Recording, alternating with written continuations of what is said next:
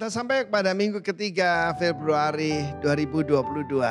Dan inilah suara gembala dari Lembah Pujian Denpasar.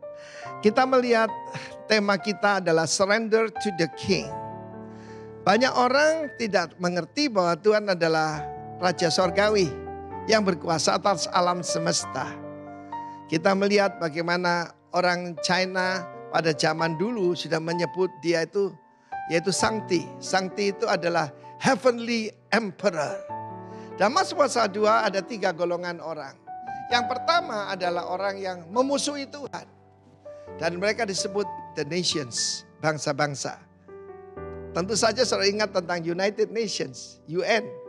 Jelas sekali saudaraku, bagaimana sangat anti Israel yang dipilih oleh Tuhan. Dan melawan semua agenda daripada Tuhan, pro-LGBT, pro-abortion, dan sebagainya. Di Amerika kita bisa melihat 2 golongan, yaitu Demokrat dan Republikan. Ya, Republikan yang masih percaya Judeo-Christian value ataupun kebudayaan. Yang satunya sangat melawan.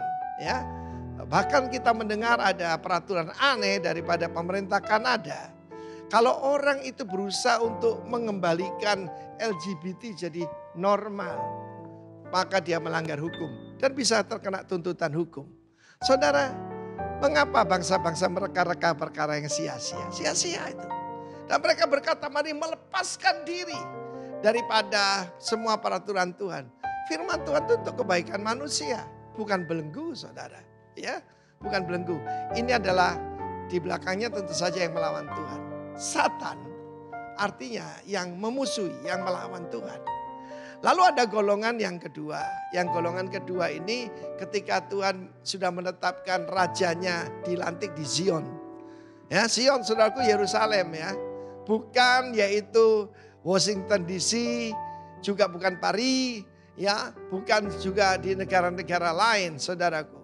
Ini bicara tentang Kristus yang diurapi, the anointed one, Mesias yang dilantik jadi raja.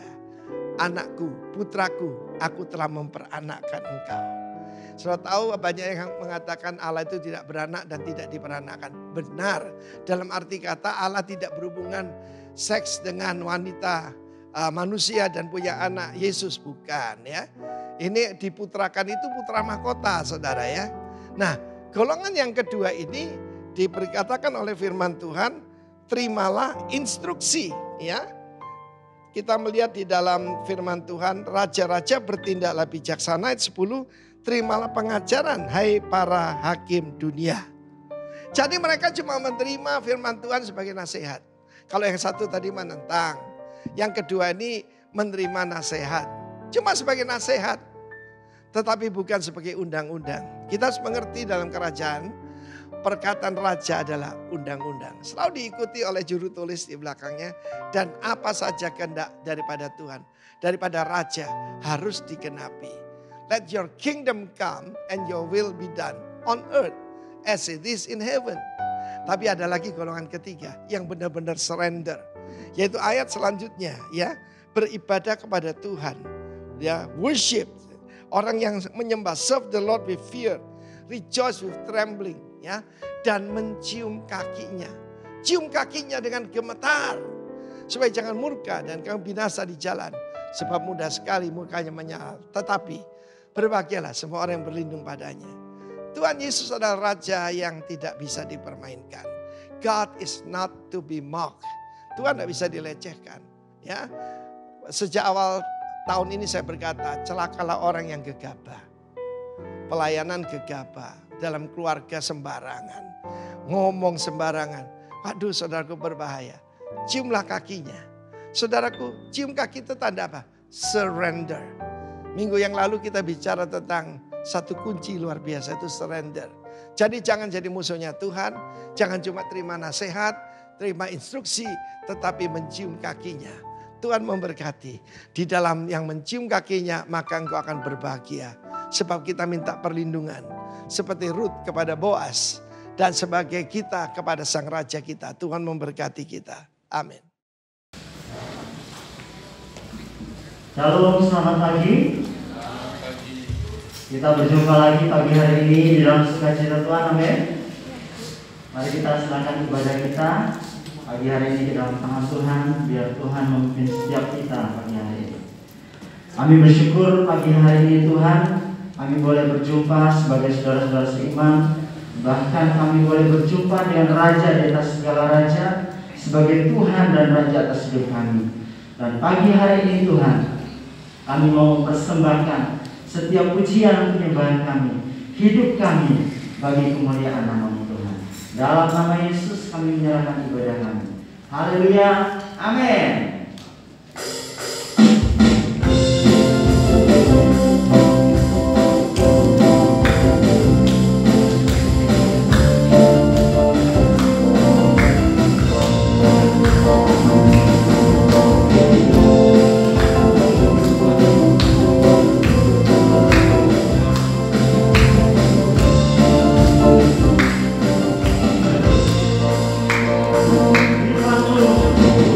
Terima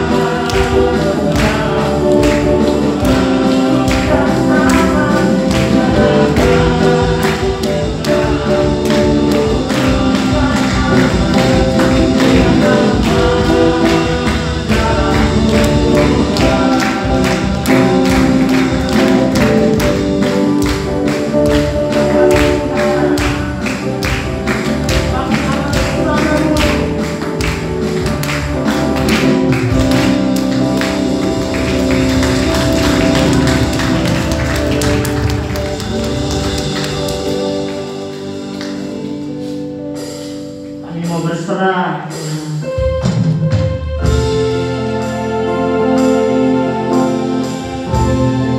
pada Raja di atas segala raja, Yesus Kristus Tuhan.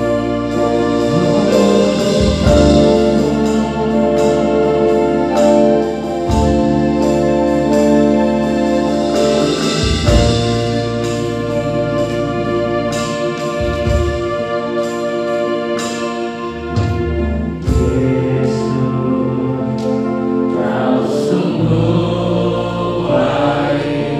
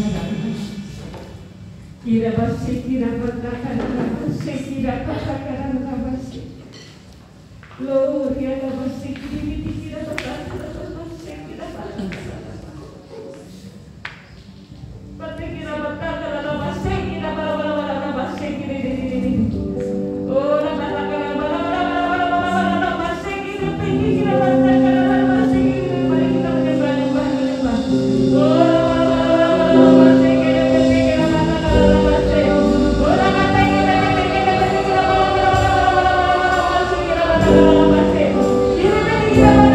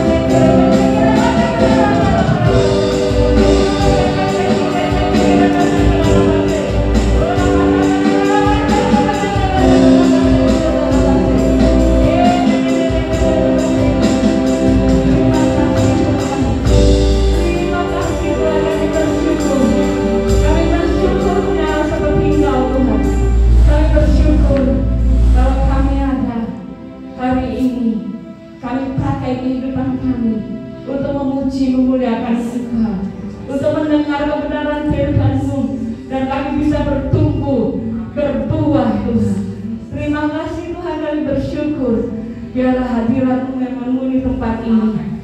Segala kuasa-kuasa yang mau mencoba menguasai kami, baik roh ngantuk, roh yang mengawang-awang, terawang pikirannya, kami patahkan, kami hancurkan di dalam nama Yesus. Engkau tidak berkuasa atas tempat ini. Engkau tidak berkuasa atas semua pribadi-pribadi yang ada di sini. Di dalam nama Yesus, kuasa Tuhan yang bekerja. Roh Kudus, Engkau ambil alih. Hamba-Mu manusia biasa, atau hamba menjadi luar biasa karena pemurasan dari Roh-Mu. Terima kasih Tuhan, di dalam nama Yesus kami berdoa. Shalom.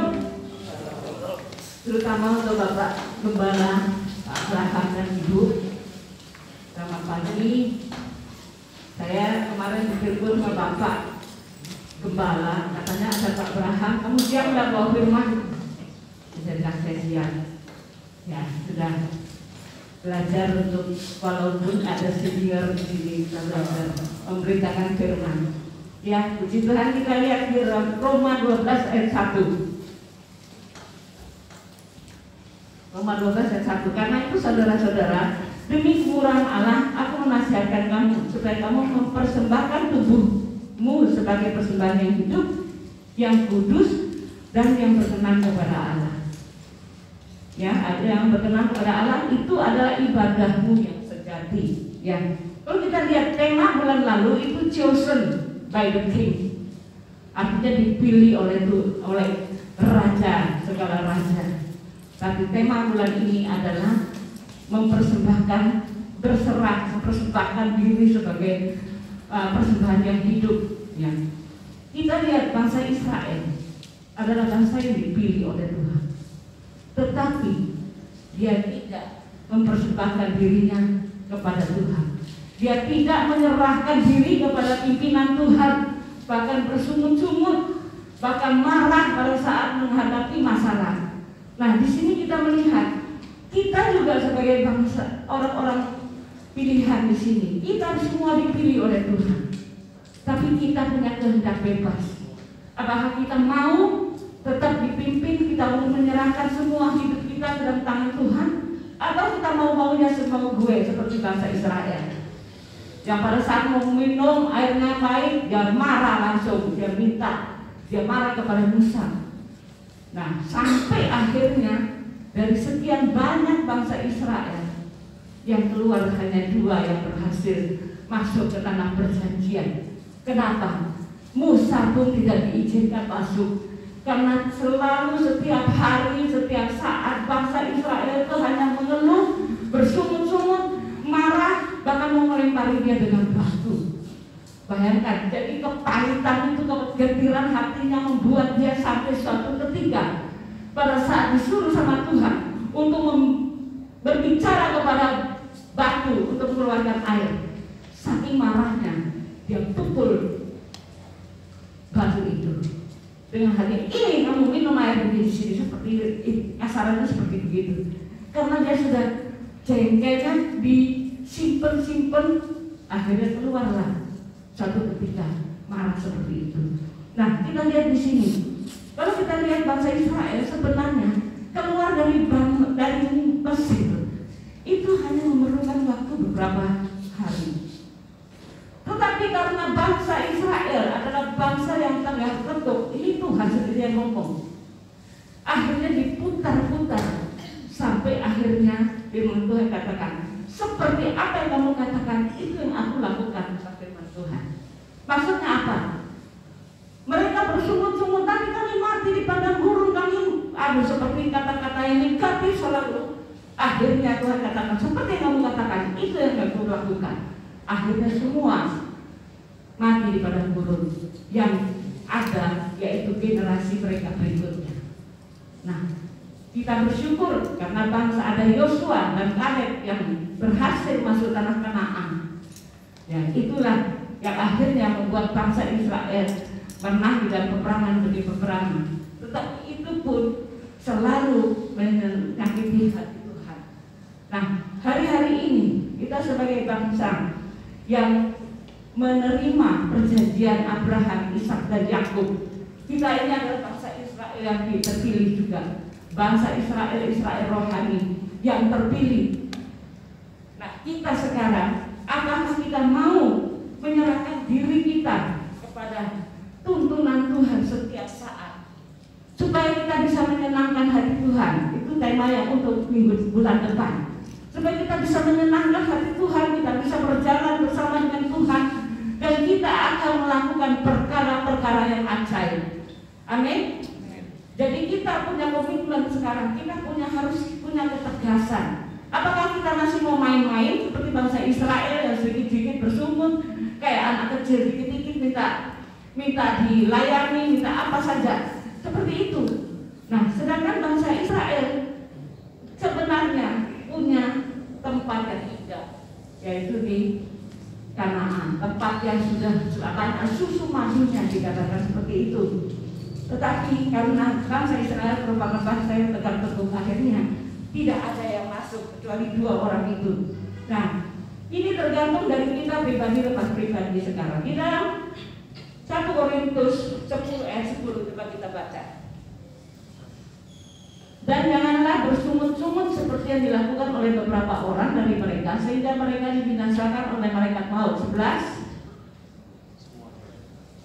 ini saya baca, semuanya ini telah menimpa mereka sebagai contoh dan dituliskan untuk menjadi peringatan bagi kita yang hidup pada waktu di mana zaman akhir telah tiba. Banyak sekarang yang di dalam 2 Timotius 3 itu mengatakan bahwa zaman sekarang ini banyak orang yang egois, orang pemarah, orang yang mau-maunya sendiri, orang yang menyimpang dari semua kebenaran firman Tuhan. Mereka beribadah tetapi mereka tidak mengakui kuasanya. Nah, kita sebagai anak-anak Tuhan, kita harus belajar. Tahun ini semua hamba-hamba Tuhan mengatakan bahwa tahun kelipat gandaan dalam kasih karunia, bahkan di dalam pelayanan, di dalam berkat yang melimpah, itu juga dikatakan. Bahkan ada satu hamba Tuhan yang mengatakan, kita bukan dikasih berkat 100 kali lipat lagi, tapi 1000 kali lipat. Di dalam Ulangan 1 ayat 11 dikatakan, aku memberikan engkau 1000 kali. Banyaknya, entah keuangan, pelayananmu yang luar biasa. Apa yang kita harus lakukan? Kita harus belajar untuk setia. Kalau tahun-tahun ini kita dengar khotbah nubuatan, mulai tahun 2020 itu merupakan tahun di mana tahun mulut. Bagi bangsa Israel, mereka punya 1 dekade, 10 tahun, 2020 sampai 2030. Jadi Pak Abraham mungkin bisa jelaskan. Jadi itu 10 tahun itu tahun mulut. Kalau saya punya pendapat sendiri, berarti semua apa yang diucapkan oleh Tuhan akan dilakukan oleh Tuhan, akan digenapi oleh Tuhan. Apakah itu kita akan menjadi naik atau kita turun, itu dari kita sendiri. Nanti kita belajar apa yang harus kita lakukan. Ya, ada lagu I surrender all ya. Yang kalau bahasa Indonesianya bilang, aku berserah ya pada Yesus Juru Selamat, aku berserah. Saudara sungguh-sungguh menyanyikan lagu itu dengan penuh hadirat Tuhan. Saudara bisa Tuhan, aku menyerahkan semua milik saya, semua apa yang aku lakukan, semua. Memang kita bisa salah, saudara. Kita bisa emosi sedikit, tapi begitu ditegur kita mau berubah. Saya dulu adalah orang yang betul-betul sampai dikatakan nenek sihir, saudara. Mamanya ibu bapak gembala juga pernah ngomong, waduh kalau Linda lo ngomong itu pedes katanya. Nah saya juga begitu, kalau saya pernah suatu ketika masih baru saya kenal Tuhan, saya bertengkar dengan kepala pabrik saya sebagai sekretaris dari 4 perusahaan di Surabaya. Kalau saya berkelahi, saya merasa kamu kan butuh saya, jadi saya ngomong nggak patek-patek enggak kenal kamu. Saya pikir suatu ketika kamu yang akan cari saya, karena semua map isi arsip semua di saya. Tapi waktu saya berdoa malam itu, wajahnya tidak pernah hilang dari pikiran saya. Lalu Tuhan katakan, ampuni, dan besok kamu mulai menegur dia. Mulai saat itu saya belajar untuk minta maaf, untuk benar-benar merestorasi, membersihkan semua yang tidak benar di dalam hidup saya. Apakah sekarang sudah cukup benar? Enggak. Masih ada, tetapi paling tidak tinggal sedikit yang sangat bisa gampang mudah. Saya kalau minta maaf dengan pegawai saya itu, saya sekarang sudah biasa. Tidak seperti dulu, gengsinya begitu besar. Ya, jadi kita melihat di sini, kalau kita mau surrender all, betul-betul setiap hari saudara nyanyi lagu ini, saudara minta Tuhan tolong pimpin saya. Nah, tiap langkahku diatur oleh Tuhan. Nah, itu kan tiap hari kita minta. Saya kadang-kadang nyanyi yang satu lagu yang kesukaan saya, yaitu You are my hiding place, you always fill my heart with songs of deliverance. Jadi kakak-kakaknya itu bilang, kamu ini tempat persembunyianku Tuhan. Kamu memenuhi aku dengan lagu-lagu pelepasan semua, melepaskan semua yang jahat, melepaskan semua yang tidak benar dalam hidup kami. Itu saya nyanyikan. Kalau sudah begitu saya tertungkur di hadapan Tuhan. Dan itu yang membuat saya terus semakin hari semakin takut akan Dia. Masih tahu hadiratnya memenuhi saya, tidak ada rasa ngantuk, saudara. Saudara sampai mengatakan saya baca firman, saya berdoa, terus ngantuk tidur. Itu berarti saudara tidak di dalam hadirat Tuhan. Ini saudara bisa ngecek sendiri. Tapi kalau saudara dan hadirat Tuhan dari pagi dan 3 kurang saya bangun sampai sekarang ini saya tidak tidur. Tidak ada rasa ngantuk karena hadirat Tuhan yang luar biasa. Saya baca firman setiap pagi sesudah saya berdoa menyembah. Saya baca firman, habis saya baca firman, saya deklarasi. Apa yang saya deklarasikan? Bahwa perlindungan Tuhan. Mazmur 91 itu saya sebut dari 1. Yesaya 60 itu saya sebut dari 1 sampai semua. Saya baca itu dengan otoritas yang dari Tuhan.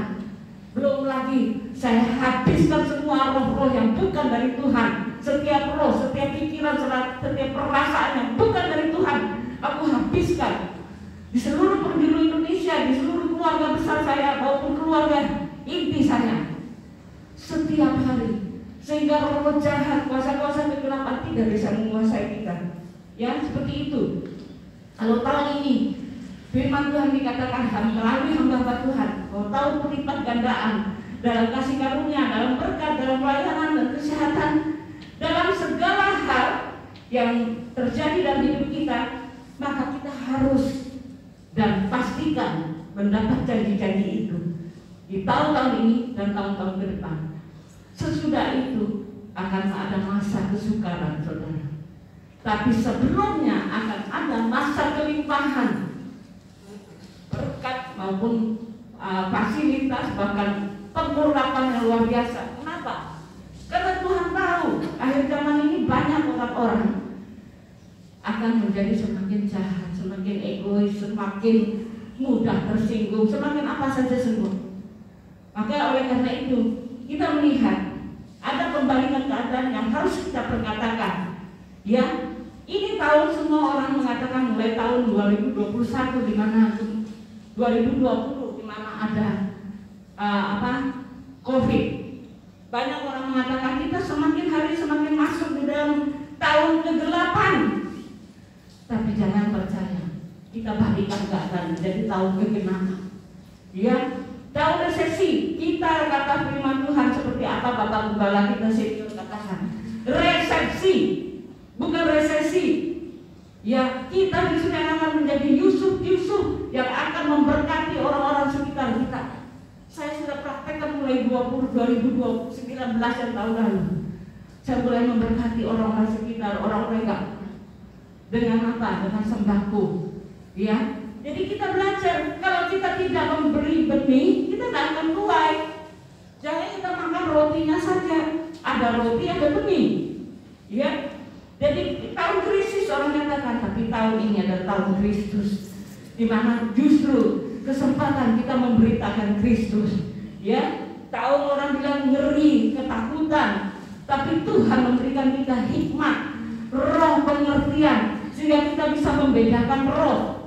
Ya, tahun sedih karena kebanyakan orang kehilangan saudara, kehilangan suami, istri. Tapi tahun ini justru kita menjadikan, kita balikkan ke kata menjadi tahun keselamatan. Ya, tahun ini juga kita harus punya wadah yang besar, saudara. Jangan melimitkan kuasa Tuhan. Kalau saudara mau mengalami hal-hal yang luar biasa dari Tuhan, siapkan wadah kita yang besar, hati kita lebarkan. Tuhan, aku terima apapun yang Kau berikan, yang siap, yang layak untuk saya terima. Entah itu jubah apa, saudara harus minta mulai hari ini. Tidak ada kesempatan lagi. Kalau saudara tidak mulai minta sekarang, 2-3 tahun ke depan, pada saat orang penuaian besar-besaran, kita tidak ada jadi apa-apa. Kita tidak jadi berkah. Ya, jadi kita minta, aku minta jubah keintiman Tuhan supaya aku bisa intim dengan Engkau. Aku minta jubah pujian penyembahan supaya pada saat aku memuji menyembah Tuhan, orang semua merasakan hadirat Tuhan. Kita jubah apa lagi?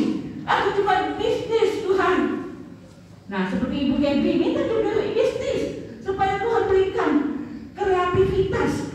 Ya, seperti saya juga, saya minta juga bisnis. Apa? Supaya saya bisa berbisnis dengan karunia dari Tuhan, dengan strategi-strategi yang dari Tuhan. Ya, jadi seperti itu. Hidup kita harus seperti ada juga menjadi saksi di hari-hari ini. Jangan sampai kita dibully sama setan karena kita tidak mengerti kebenaran firman Tuhan. Saudara sudah dipilih, tapi jangan seperti bangsa Israel yang malah justru mati di padang gurun. Padang gurun menceritakan apa? Ya seperti sekarang ini kita di padang gurun sekarang. Mau kerja agak sulit, apalagi semuanya. Tapi kalau kita setia, kita tekun, dengan tiba-tiba Tuhan akan melawat umatnya dengan bisnis yang luar biasa, dengan apa saja yang luar biasa yang tidak pernah kita lihat, yang tidak pernah kita dengar, bahkan yang tidak pernah timbul dalam hati kita. Itu yang Tuhan sediakan.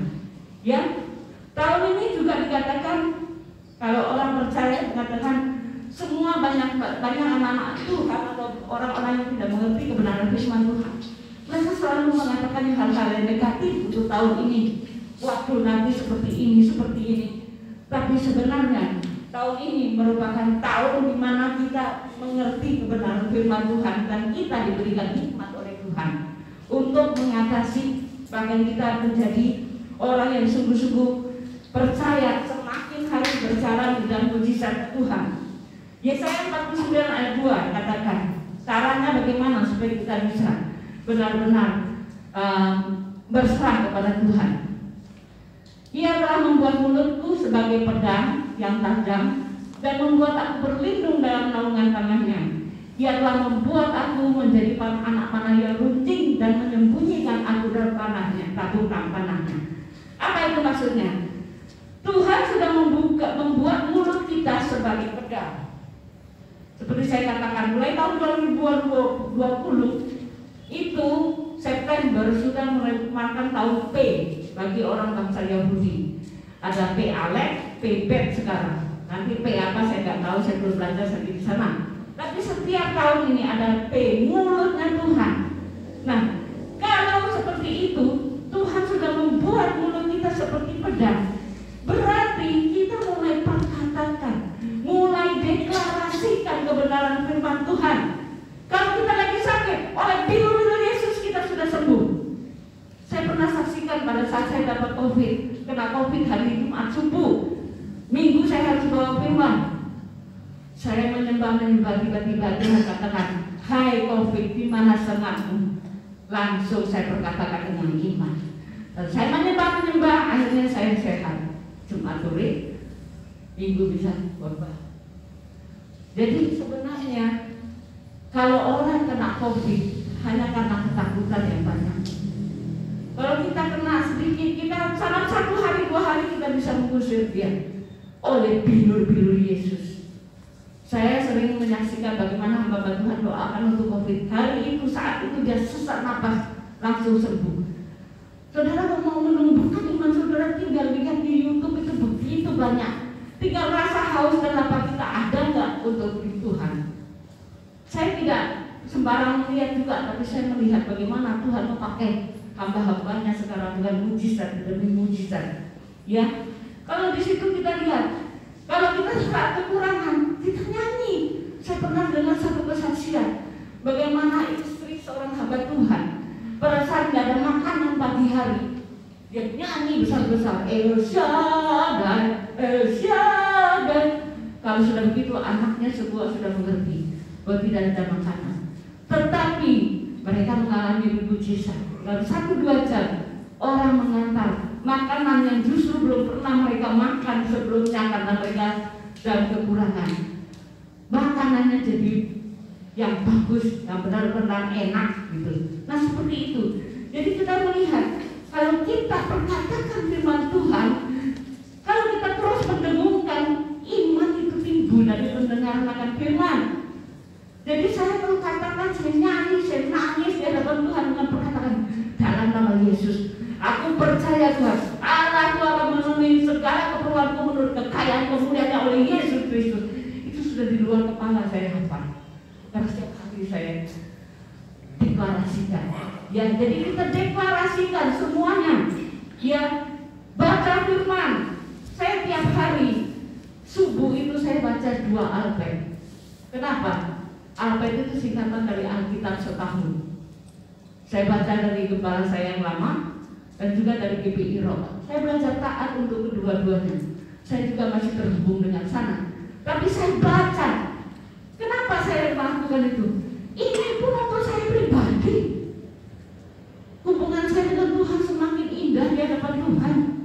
Bukan dengan siapa-siapa. Tapi kita bisa mendengar suara Tuhan jadi jelas. Kita bisa melakukan sesuatu dengan tindakan yang jelas dengan pimpinan Tuhan.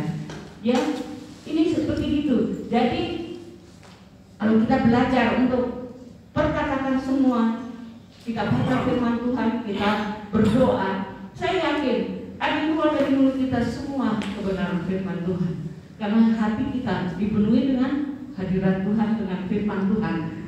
Di mulut kita ini seperti ibarat botol, saudara. Apa yang diisi di dalam botol itu yang akan keluar dari mulut saudara. Kalau kita isi dengan firman Tuhan, yang keluar pasti firman Tuhan. Kalau kita isi dengan sampah, yang keluar dari sampah, entah caci maki, sumpah serapah, ya seperti itu. Jadi itu kita belajar mengendalikan semua itu tergantung pribadi lepas pribadi dan hubungan kita pribadi dengan Tuhan. Kalau kita tidak ada hubungan pribadi dengan Tuhan, tidak akan ada kekuatan buat kita mengatakan sesuai dengan firman Tuhan. Nah, dikatakan di situ mulut kita itu seperti pedang. Seperti saya saksikan tadi, mulut kita ini seperti pedang yang menghabisi setiap musuh. Kalau kita katakan, aku habiskan engkau iblis, kau tidak berkuasa atas tubuh jiwa roh dari semua orang-orang yang ada di dalam lingkungan saya, misalnya dari keluarga saya, suami, anak-anak saya. Saya berkata seperti ini bukan saya tidak melakukan, saya melakukannya setiap hari. Tidak ada libur, dari pagi pun saya lakukan. Kecuali betul-betul saya tidak bisa pagi, siang saya lakukan. Seperti itu. Kenapa? Belajar setia dan tekun melakukan perkataan firman Tuhan. Kita tidak tahu sampai kapan, sampai itu tergenapi dalam hidup kita. Kita bisa terjadi, misalnya saya katakan, apa yang tidak pernah saya lihat, yang tidak pernah saya dengar, yang tidak pernah timbul dalam hatiku, itu yang tersediakan bagiku Tuhan. Dengan tiba-tiba saya mendapat sebuah bisnis yang luar biasa. Nah seperti itu. Kapan itu? Kita tidak tahu. Apa orang sudah Tuhan, apalagi Tuhan sudah bilang, apa yang tidak pernah kamu lihat, yang tidak pernah kamu dengar, bahkan yang tidak pernah timbul di hati kita. Berarti kita tidak pernah merancangkan seperti itu. Tapi Tuhan menyediakannya pada saat dan waktunya dengan caranya. Ya, lalu dikatakan begini, membuat kita berlindung dalam naungan tangannya. Waduh, ini luar biasa. Kalau kita sudah berlindung di dalam tangannya, nggak ada yang bisa lawan, tidak ada lawan katanya. Kalau sudah Tuhan beserta kita, itu juga saya katakan, siapa lawanku kau dengar iblis.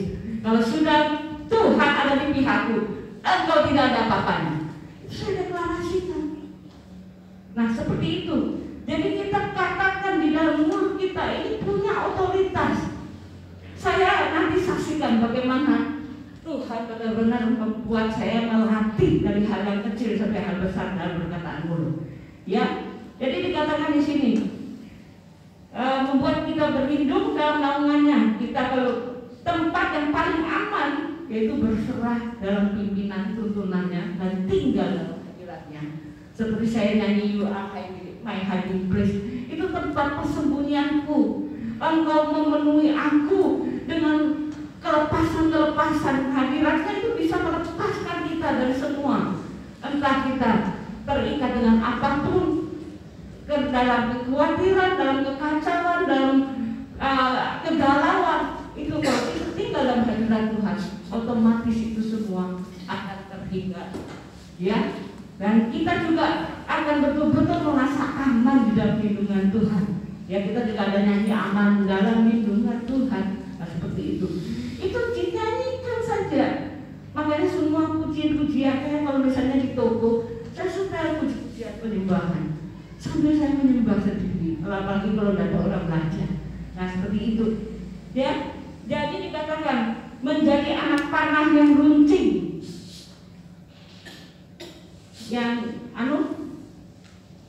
Menjadi anak panah yang runcing dan menyembunyikan aku dalam tabung panah.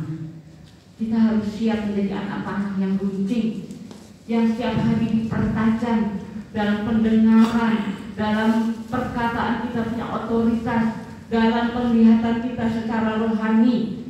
Pada saatnya nanti kita dilepaskan oleh Tuhan di tempat yang sah, di tempat yang tepat sasaran, dengan tepat semuanya dalam apapun yang Tuhan izinkan, yang mau kehendaki kita jadi apa. Dia akan naikkan kita sampai posisi yang layak.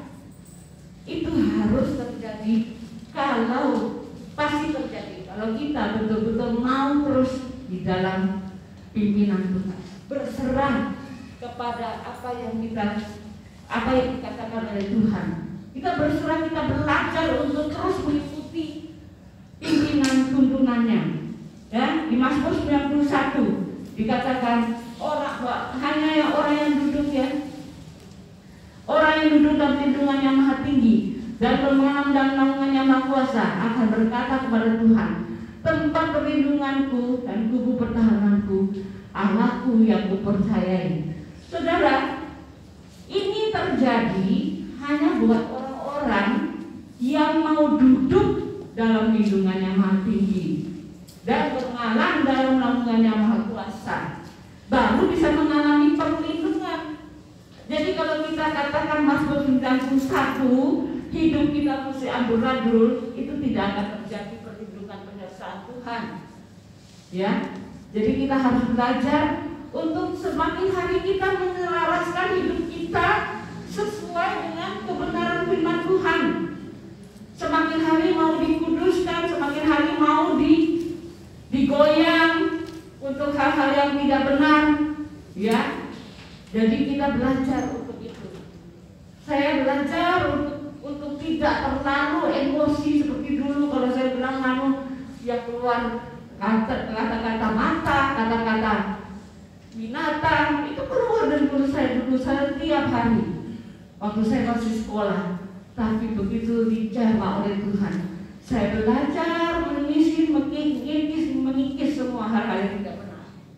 Ya, jadi kita belajar untuk duduk dalam lindungan yang maha tinggi dan bermalam dalam naungan yang maha kuasa, supaya kita tetap dalam perlindungan. Hari-hari ke depan memang dikatakan semakin hari semakin jahat, tidak menyatakan firman Tuhan sudah mengatakan seperti itu.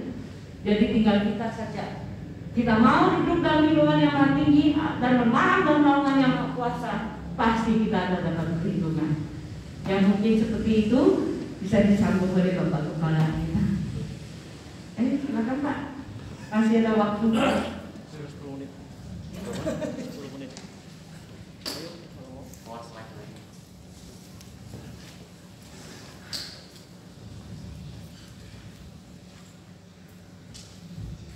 Nggak usah pakai mic lah, cukup ya. Shalom. Shalom. Sebenarnya ini saya mau dulu dengar karena saya terjebak di Buer, ya, pas depan Buer, kantor urusan agama Buer. Jadi waktu keluar dari kapal, lampu aki mobil saya itu mati di alas itu, akhirnya dibawa ke bengkel dan di call-nya malah dikasih tahu kalau dinamo isinya itu mati. Jadi akhirnya saya ada di sini. Sebenarnya sudah harus berhenti di alas, tapi karena si Pak Yanto bilang jalan, nah saya sampai di Buer itu benar-benar mobil itu udah hilang tenaganya, nggak ada tenaganya lagi, dan terpaksa berhenti di sini. Nah waktu di sana itu saya biasa saja, awalnya biasa saja.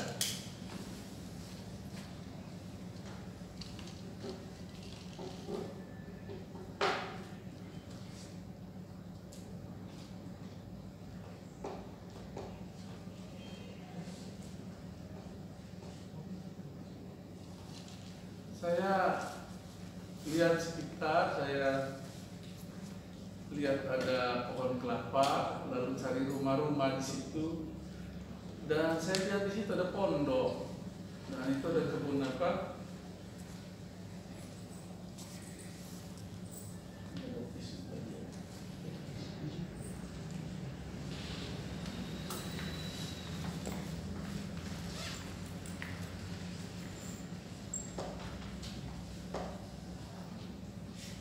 Hati saya tergerak ke pondok itu. Lalu saya minta kelapa.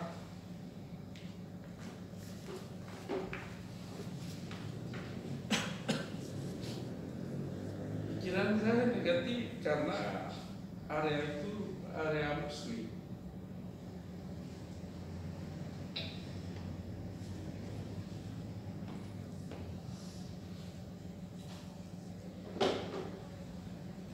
Waktu saya minta kelapanya itu, dia bilangnya saya turunkan, tapi saya sholat dulu. Saya bilang oke, dia sholat di depan saya. Lalu dia ambil kayu, dia sodok itu kelapa. Tapi setelah saya perkenalkan, saya pendeta,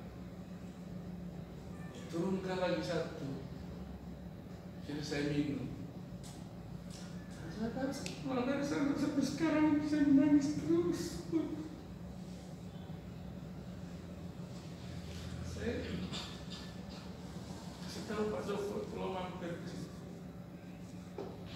Dan saya percaya itulah, makanya Tuhan izinkan saya harus berhenti di situ.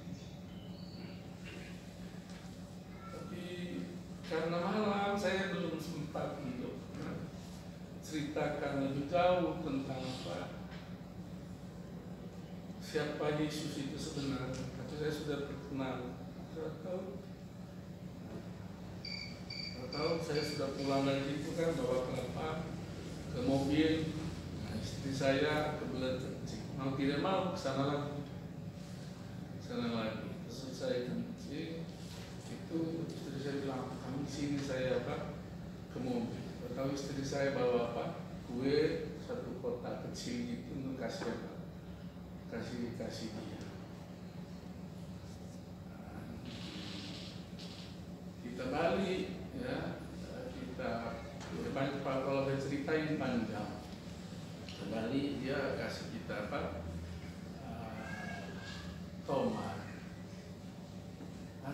karena tomat itu, tapi saya tidak tahu apa artinya sampai sekarang kok saya bisa menangis.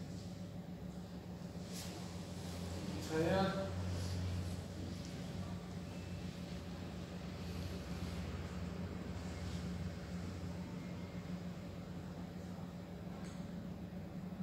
tadi ada singgung tentang apa? Bisnis sama sih. Kalau saya bekerja hanya untuk uang supaya kaya, Tuhan pasti geleng kepala dengan saudara. Tapi kalau saudara terkonek dengan dia, apa maksud Tuhan berikan saudara kekayaan?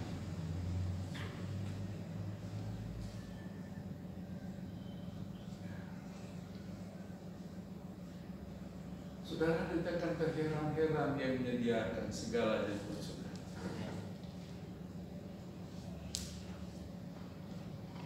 Saya cerita sama saudara, jemaat yang saya layani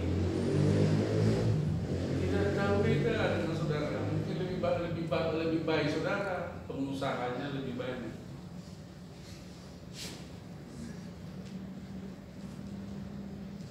Nah, tadi singgung kekurangan. Saya malah mimpinya lain sekarang. Ya. Saya tidak kekurangan tinggal. Lihat gimana? Lihat pulau ini. Datang kepada Tuhan.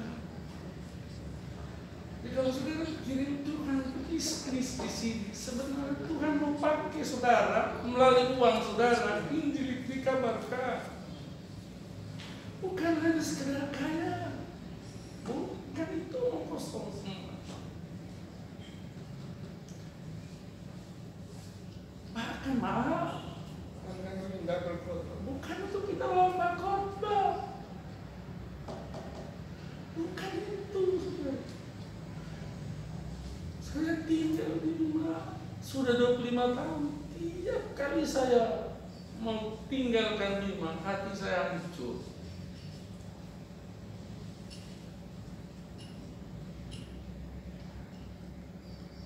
Saya cerita saudara, saya diberkati walaupun cuma satu kamar. Saya punya kamar di Jakarta.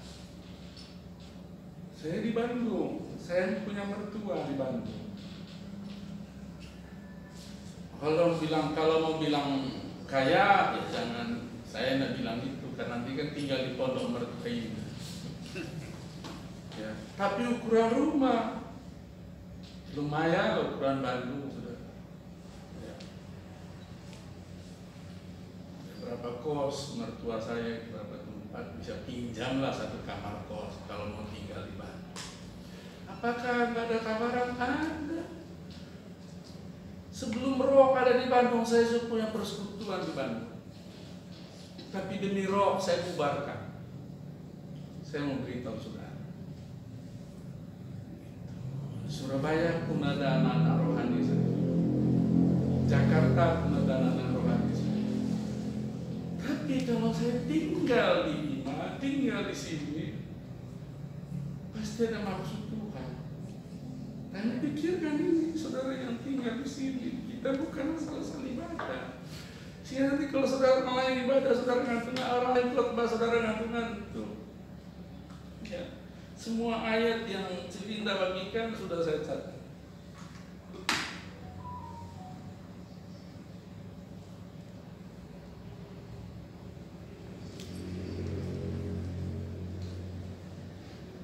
Apa itu berserah, saudara? Sama dengan saudara begini. Kasihkan dengan tangan saudara. Lalu saudara tidak ingat lagi.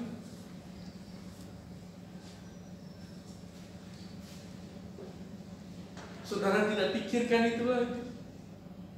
Berarti yang dipikirkan apa?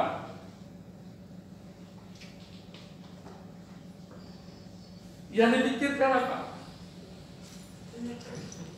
Saya tanya saudara, yang dipikirkan apa? Kan sudah saya serahkan kepada dia apa yang menjadi milik saya yang terbaik. Berarti apa? Hati saya pasti tertuju ke dia. Halo? Namanya sambil lagi, enggak lama. Berarti hati saya tertuju kepada dia. Ayatnya bilang apa? Di mana hartamu berada, di situ hatimu.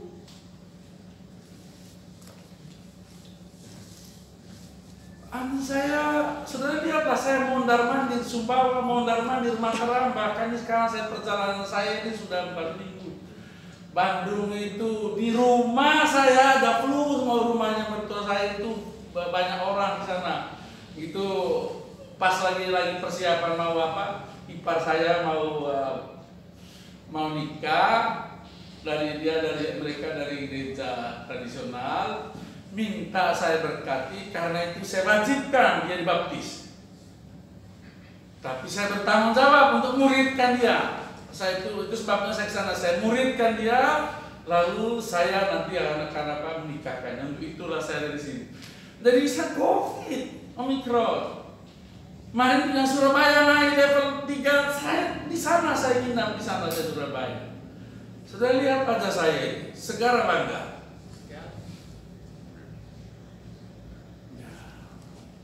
Saya senang kesaksian. Sebenarnya Anda sudah masuk level nabi ya. Khotbahmu khotbah nubuatan. Nanti belajar lebih dalam lagi. Ya. Di khotbah seperti itu, kalau dulu waktu saya diajar sama guru-guru seperti Cindy Jacob, Naomi Dodi, dan nabi-nabi yang kelas dunia itu, sehingga dapat gelar apa yang itu, seperti itu diajar khotbah.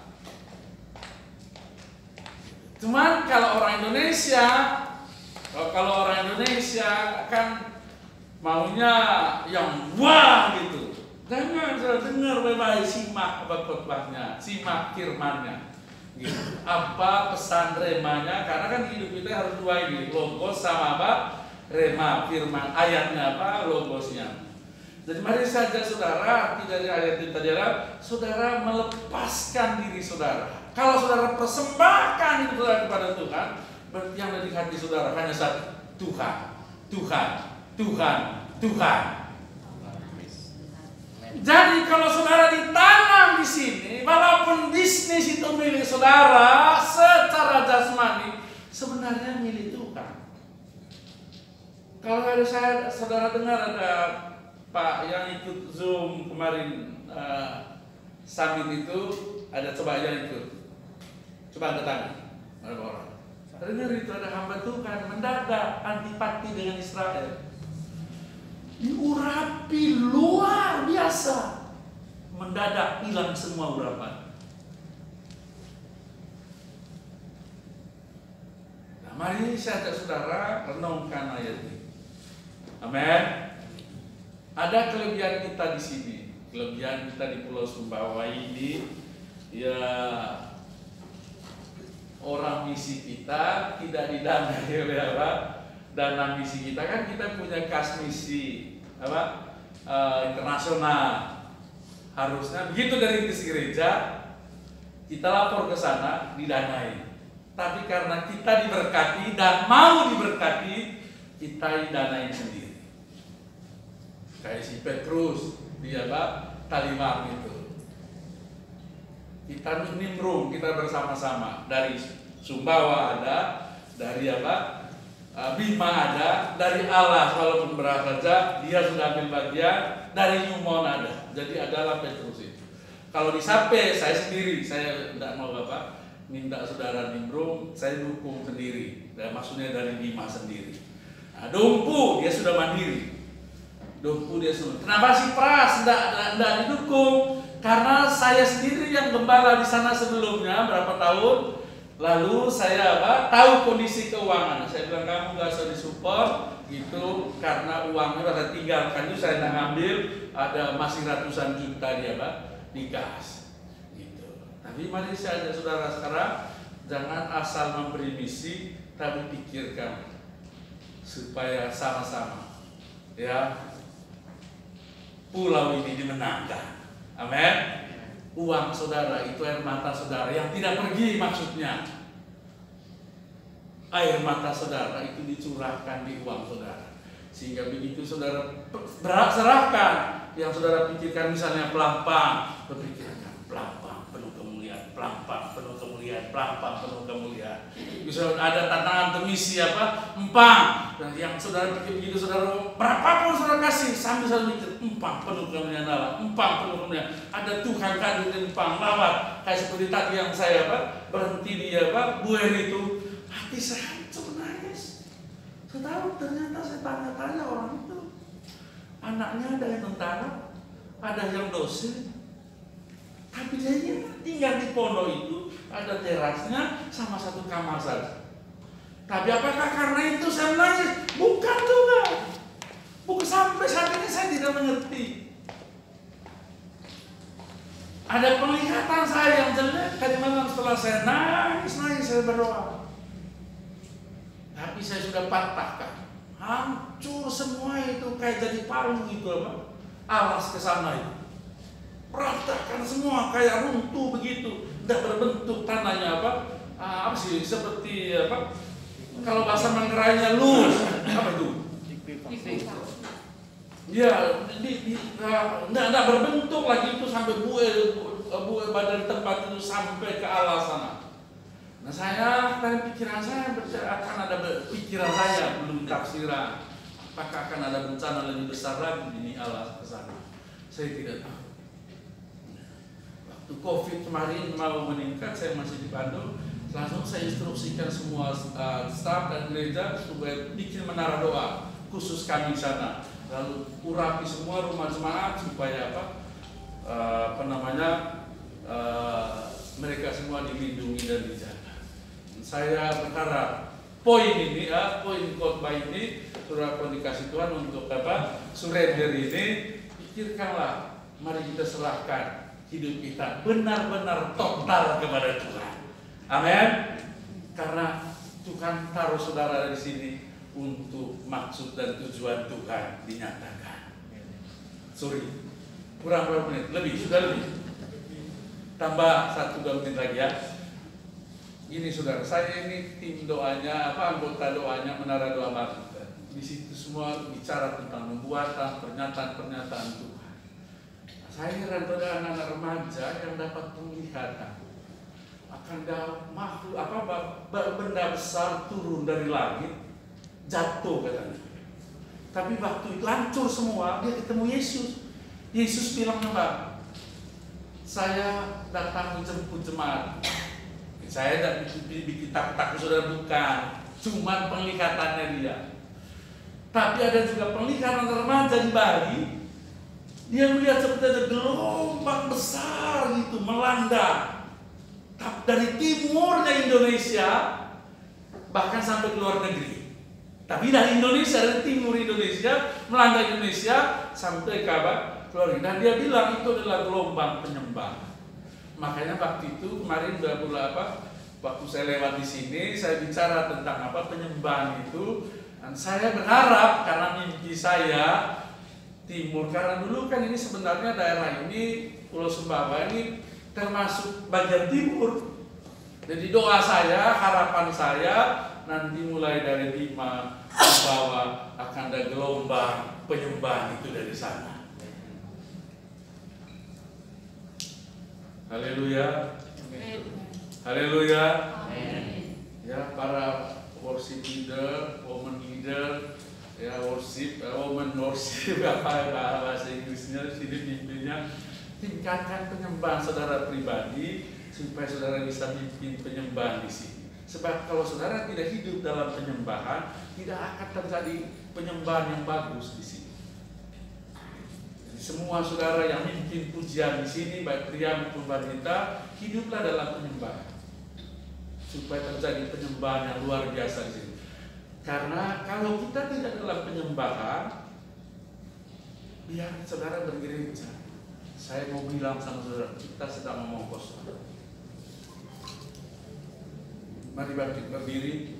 Siapa yang tugas perjamuan khusus? Saya harus ngomong, tidak ada tempat lagi.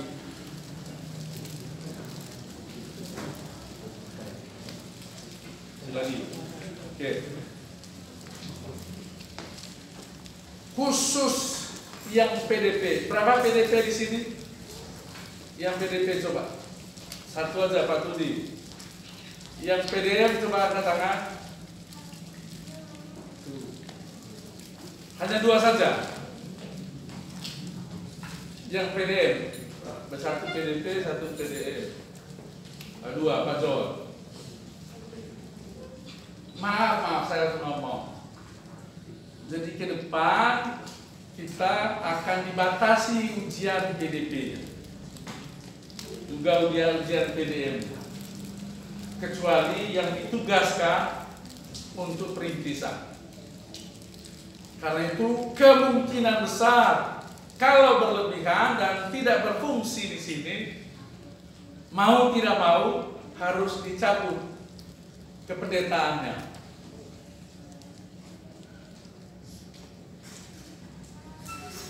Karena itu saran saya, pikirkanlah perintisan jemaat. Ini bukan keputusan saya, tapi sudah keputusan sinode. Keputusan sinode untuk apa? Seluruh GBI. Saya tidak tahu apa maksud mereka, tapi mari kita sama-sama merespon. Tidak tahu nanti apa kata kita, bersandar kalau kita punya orang tua, Pak Arifin, nanti bagaimana dia menjawab Bapak Ibu semua kepada kita. Ya, untuk kita khususnya roh, karena yang terbanyak PDP, PDM-nya itu kan di GBI roh gitu. Apakah itu cara untuk kita dapat, saya tidak tahu, tapi jangan berpikir negatif. Mari nanti ada orang tua kita yang menjawab. Tapi saya sebagai ketua Prodil, saya harus tetap menyampaikan pengumuman ini kepada saudara, karena visinya kata mereka tujuannya supaya ada perintisan gereja. GBI sedang fokus untuk ada perintisan gereja, karena sampai saat ini GBI lah gereja terbesar di Indonesia. Tapi saya tidak bangga dengan itu. Saya bangga kalau tiap saudara menangisi jiwa-jiwa. Amin. Mari saya ajak saudara punya Timotius. Ya, bukan Timotius yang ini. Tapi punya anak-anak rohani. Amin. Tadi saya pesan sama Pak Joko, ini orang baik ini Mas. Itu dia jago kopi, Mas juga jago kopi. Tolong mampir ke sini. Begitu saya itu tadi malam ke Pak Joko, hati saya lega seperti kelepasan gitu. Saya kasih tahu perasaan saya, hal-hal yang terjadi di saya setelah selesai mobil itu kemarin, dan saya mengalami kelegaan. Mari angkat roti ini, jangan ala kadarnya, tapi responi apa yang disampaikan Cilinda. Apakah saudara dan saya sudah mengerti surrender itu sesungguhnya? Kalau tidak, 1 Korintus 11 itu sudah dibilang tadi, semua kehidupan orang Israel itu diberitahukan kepada kita di zaman ini untuk memperingati kita supaya kita jangan mengulangi kembali, tapi sungguh-sungguh mempersembahkan, menyerahkan hidup kita kepada Tuhan, supaya jadilah kehendak Tuhan atas hidup saudara. Kalau cuma COVID mah nggak ada apa-apa itu, nggak ada apa-apa.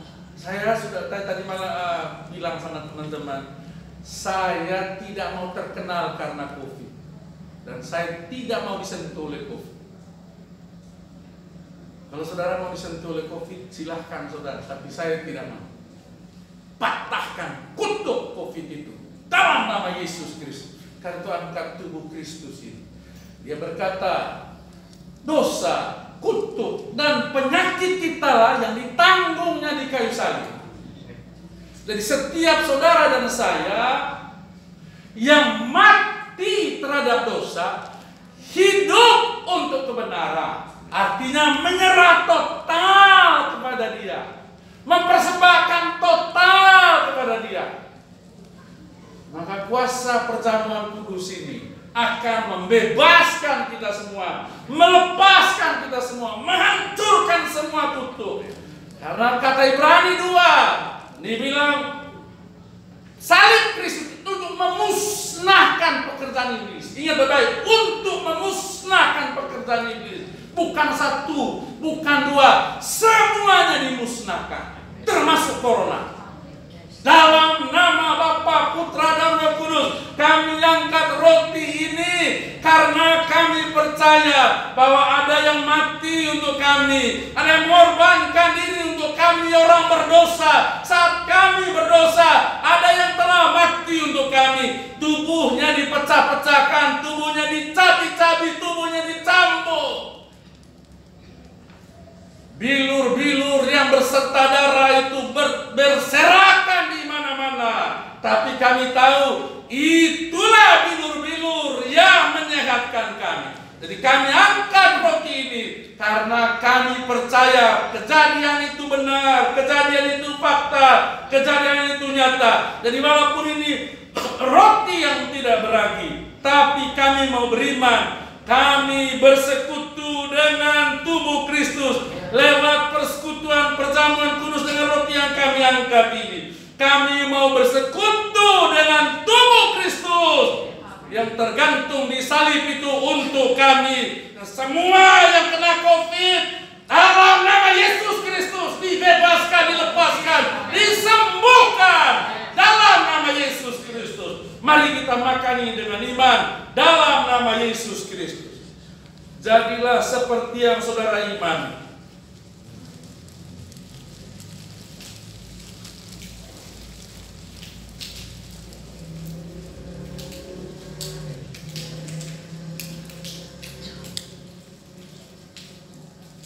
Angkat cawan di tangan kanan saudara. Ketika kita dengan tulus, dengan jujur, dengan murni mengaku semua dosa-dosa kita, semua pelanggaran kita, semua kesalahan kita, Dia tidak hanya sekedar menyucikan kita, tapi Dia membebaskan kita, melepaskan kita. Dia tidak sekedar mengampuni kita, Dia membawa kita ke hadirat-Nya. Saya percaya hadirat-Nya itulah yang membuat saudara dan saya mengalami kuasa Tuhan. Hadirat-Nya itulah yang membuat saudara dan saya mengalami mujizat Tuhan. Di hadirat-Nya itulah yang membuat bisnis, pekerjaan atau rumah tangga saudara diberkati, anak-anak saudara diberkati. Dimanapun saudara berada, di hadirat-Nya itulah yang membuat saudara sukacita berlimpah-limpah dalam nama Yesus. Dan satu-satunya jalan menuju hadirat Tuhan adalah darah Yesus Kristus. Kita dengan iman kita angkat cawan ini yang berisi anggur. Tapi mari kita percaya bahwa kita dengan persekutuan lewat cawan yang kita angkat ini, kita sedang bersekutu dengan darah Yesus Kristus yang telah dicurahkan 2000 lebih tahun yang lalu. Kita imani kuasanya tidak berubah, janjinya membebaskan, lepaskan kita. Dengan iman ya Tuhan kami angkat cawan ini. Bukankah cawan atasnya kita ucapkan syukur, kita percaya inilah persekutuan kita dengan darah Yesus Kristus. Sembuhkan, bebaskan, lepaskan kita, termasuk dari COVID dalam nama Yesus Kristus. Mari kita minum dengan iman.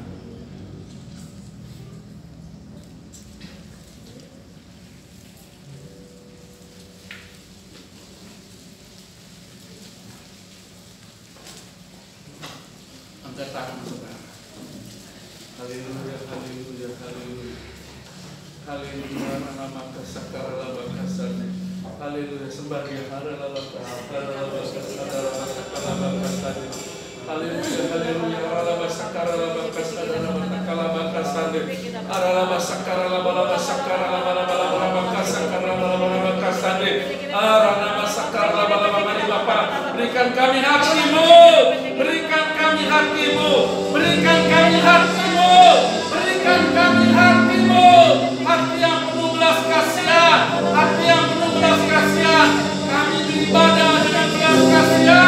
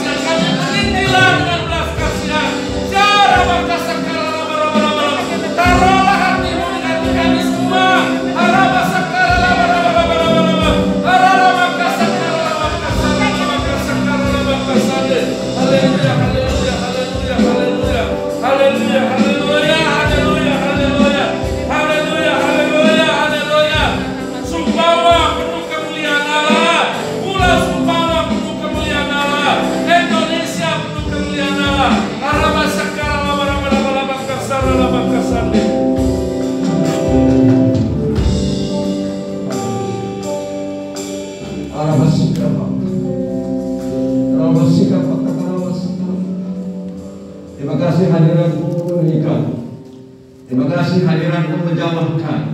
Terima kasih hadirat-Mu memulihkan kami. Terima kasih kehadiran-Mu tengah kami, sungguh memberkati kami. Terima kasih Bapa di surga buat firman-Mu, buat perjamuan kudus yang kami terima pada pagi hari ini. Terima kasih, kami bersyukur dan saat ini kami bersama berbangsa kami.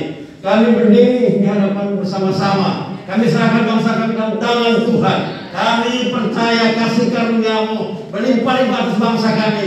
Berkati semua para pemimpin-pemimpin kami, mulai Bapak Presiden kami, sampai seluruh RT bangsa ini. Tuhan berkati mereka, beri mereka hikmat Tuhan untuk menangani setiap persoalan apapun. Lebih dari itu, takut akan Tuhan ada dalam hidup mereka. Pakai kami semua para hamba-Mu, terus mendoakan mereka. Pakai semua kami umat pilihan-Mu, umat kerajaan-Mu, untuk berdiri di hadapan Tuhan mendoakan bangsa kami. Terima kasih juga kami berdoa buat para pemimpin-pemimpin rohani kami, para tua-tua kami. Tuhan berkati mereka, hikmat-Mu terus mengalir atas mereka, tetap bersinar dalam kehidupan mereka sehingga berkati buat semua orang. Dan nama Tuhan dimuliakan. Terima kasih Bapak di surga, terima kasih untuk Pulau Sumbawa ini. Sungguh Tuhan berkati. Terima kasih saat ini kami memberi persembahan misi dan persembahan-Mu. Biar persembahan kami ini motivasi kami hanya menyenangkan Tuhan. Terima kasih Bapak di surga, kami memberi dengan penuh ucapan syukur. Dalam nama Yesus kami berdoa. Haleluya. Amin.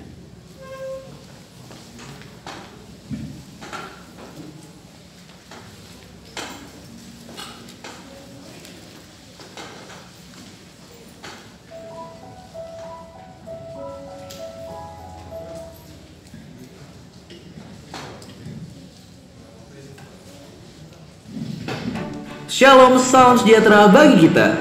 Ibadah hari Minggu akan diadakan di Aula Hotel Tambora. Acara akan dilaksanakan pada pukul 8 pagi.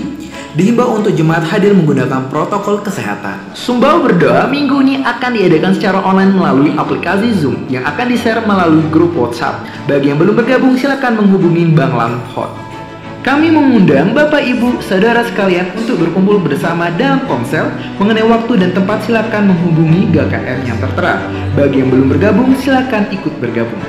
Ibadah Roki akan diadakan secara online pada hari Minggu pukul 11 WITA. Bagi jemaat yang tergerak untuk membantu pembangunan gereja bisa melalui rekening BNI atas nama GBI Rock Sumbawa. Selamat hari Minggu, Tuhan Yesus memberkati.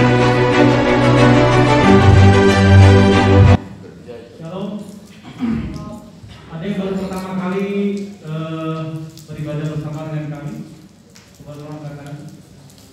Oke, kami ucapkan selamat datang Pak, selamat beribadah. Kami berdoa kalau Bapak hanya Bapak sementara atau tetap? Oh, sementara ya. Kami berdoa Bapak bisa bergabung bersama dengan kami. Kami juga menyiapkan kakak keluarga rohani Pak. Kami berharap Bapak bisa bergabung di situ supaya bisa lebih bukan sekedar ibadah bersama dengan kami, tapi bertumbuh bersama dengan kami Pak. Kami juga mengucapkan terima kasih kepada Bapak Abraham. Perlu saya kenalkan lagi, mungkin Bapak Abraham ini adalah ketua rayon dari GBI Rock, Koordinator rayon, dan juga ketua perwil GBI Pulau Sumbawa, dan Bapak Gembala di GBI Rock Bima.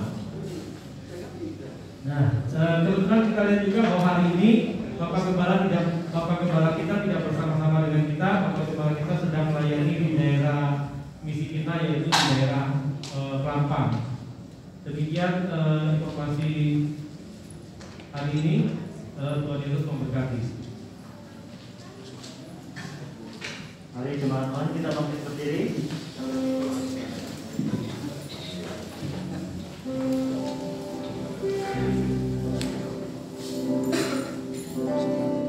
Tetapi kamulah rasa yang terjadi.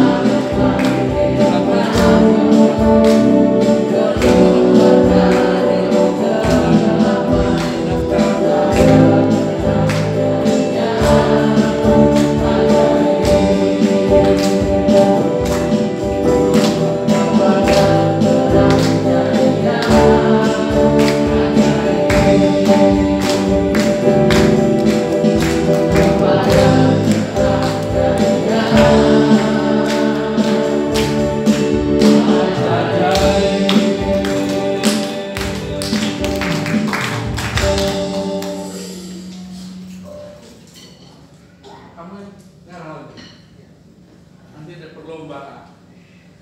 GBI akan ada perlombaan lagu pengarang lagu. Jadi diharapkan nanti setiap gereja punya lagunya sendiri semua. Ada kedotan saudara. Pikirkanlah sekitar kita. Jadilah bapak dan ibu rohani bagi mereka. Ya, saudara rindu untuk diurapi, diberkati. Berkati bukan untuk saudara gendut atau kaya raya, bukan saudara. Saudara tidak akan bawa itu ke surga, ke bawah kiri. Pikirkanlah rencana Tuhan melalui saudara dalam nama Yesus Kristus. Ulanglah semangat dengan api surgawi dan kemuliaan Allah. Kata Alkitab, tanda orang yang karib dengan Tuhan adalah Tuhan katakan kekudusan melalui dia dan menyatakan kemuliaan kepada bangsa-bangsa. Kalau saya gereja ini adalah seperti itu. Saudara menyatakan kekudusan Allah di pulau ini dan melalui saudara kemuliaan Allah dinyatakan. Saya percaya wajah Tuhan terarah kepada saudara, menyinari saudara, menyari pekerjaan, menyari keluarga. Saudara akan sehat. Deklarasikan ini yang Tuhan beritahukan kepada saya, dan setiap hari jemaat bilang, saya diberkati, saya sehat, saya bahagia, saya umur panjang.